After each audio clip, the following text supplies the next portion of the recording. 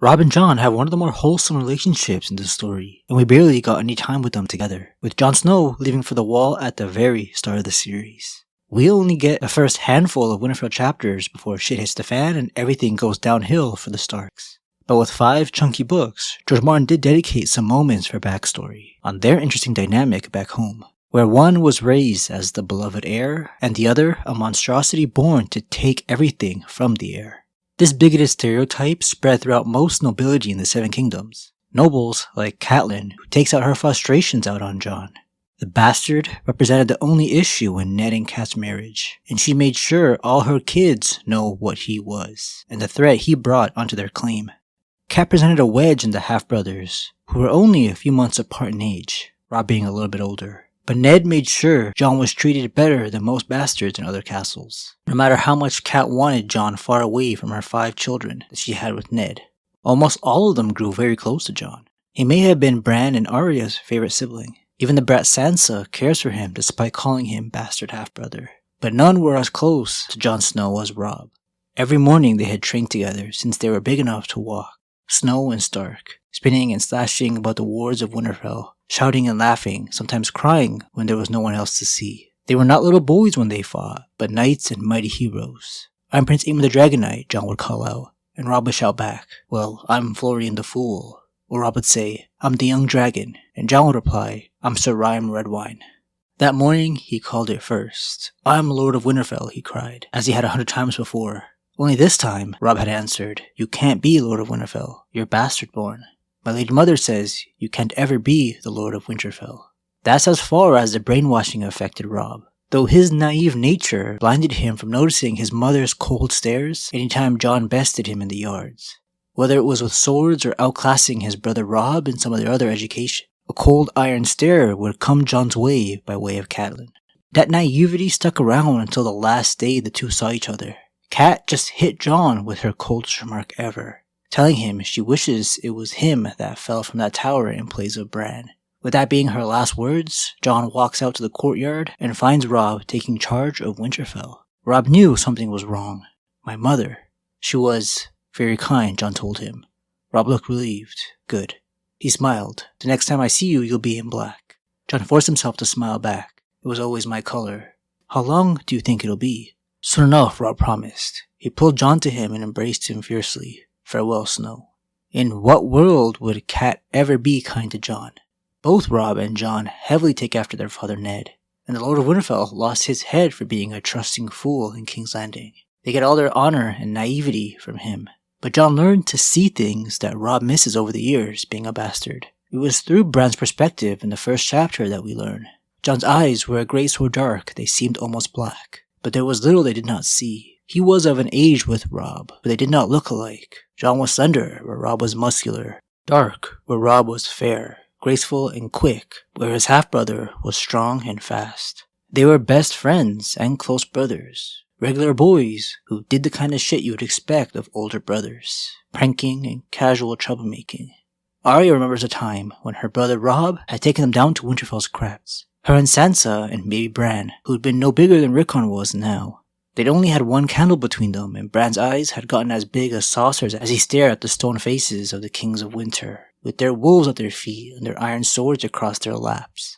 Robb took them all the way down to the end, past Grandfather and Brandon and Lyanna, to show them their own tombs. Sansa kept looking at the stubbly candle, anxious that it might go out. Old Nan had told her there were spiders down there and rats as big as dogs. Robb smiled when she said that. "There are worse things than spiders and rats," he whispered. "This is where the dead walk." That was when they heard the sound, low and deep and shivery. Baby Bran had clutched at Arya's hand.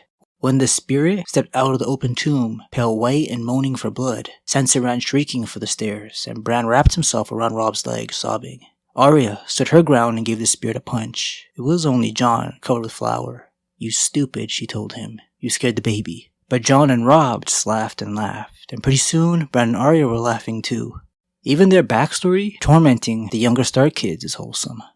When Mance Rayder decided to be the lore master in the 3rd book, "So, you're Ned Stark's bastard," he says, "I was walking the wall when I came on you and your brother Robb. It had snowed the night before, and the two of you had built a great mountain above the gate and were waiting for someone likely to pass underneath. I remember, Jon said with a startled laugh.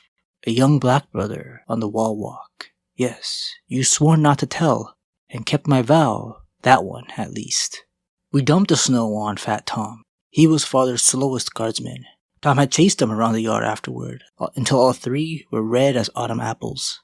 Hard to imagine them having this much fun considering how fast they had to grow up. 14 solid years. Maybe not solid years for the lonelier Jon, but age 15 hit them hard. One had to lead a rebellion, the other the Night's Watch. All this nice wholesome backstory is cool, but we see this happy youthful side of the brothers in the same first chapter where Bran compares their traits. After Ned executes the Night's Watch deserter who was in full PTSD mode, Robb and Jon started debating how well the brother handled a death sentence. This was their last true teenage moment. The deserter died bravely, Robb said. He was big and broad and growing every day, with his mother's coloring, the fair skin, red-brown hair, and blue eyes of the Tullys of Riverrun. He had courage, at the least. No, Jon said quietly. It was not courage. This one was dead of fear. You could see it in his eyes, Stark. Robb was not impressed. The others take his eyes, he swore. He died well. Race you to the bridge? Done, Jon said, kicking his horse forward. Robb cursed and followed, and they galloped off down the trail. Robb laughing and hooting, Jon silent and intent. The hooves of their horses kept up showers of snow as they went. This horse race of theirs led to the discovery of the direwolf pups. Then everything changed. King Robert and his party took over Winterfell, isolating Jon further from the family. He wasn't permitted to sit with the Starks or participate in the training yard with Joffrey because of his status. There was no way a bastard would be allowed to lay his hand on a prince. The way he was treated during the king's stay accelerated his decision in leaving Winterfell for good. He never got to see Robb again. Jon wanted to join him on his fight against the Lannisters, even deserted for a couple hours before his friends found him. But that would have just got him killed too. The loss of his closest family member was overwhelming for Jon. We don't get to see his initial reaction to the Red Wedding news, but the grief lingers for a long time despite his crazy new life at the Wall. To Catelyn's dismay, Robb names Jon his heir before his death, showing how much love he had for a bastard brother.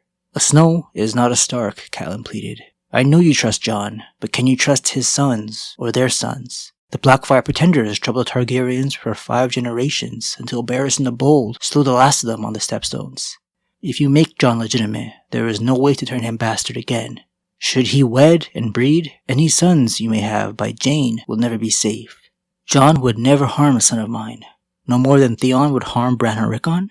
Greywind leapt up atop, his teeth bared. Robb's own face was cold. That is as cruel as it is unfair. Jon is no Theon. At this point in the 3rd book, Robb was done listening to Kat's counsel. She freed Jaime Lannister, which was a huge blow for the North's cause. Jon wants Winterfell more than anything, especially with how bad things are for him as a brother of the Night's Watch, but he puts duty first. He never gets to read Robb's will. It's somewhere in the swamps of the North, but he does turn down Stannis' offer to be Lord of Winterfell. Even if I wanted to, I'm a bastard. The Snow.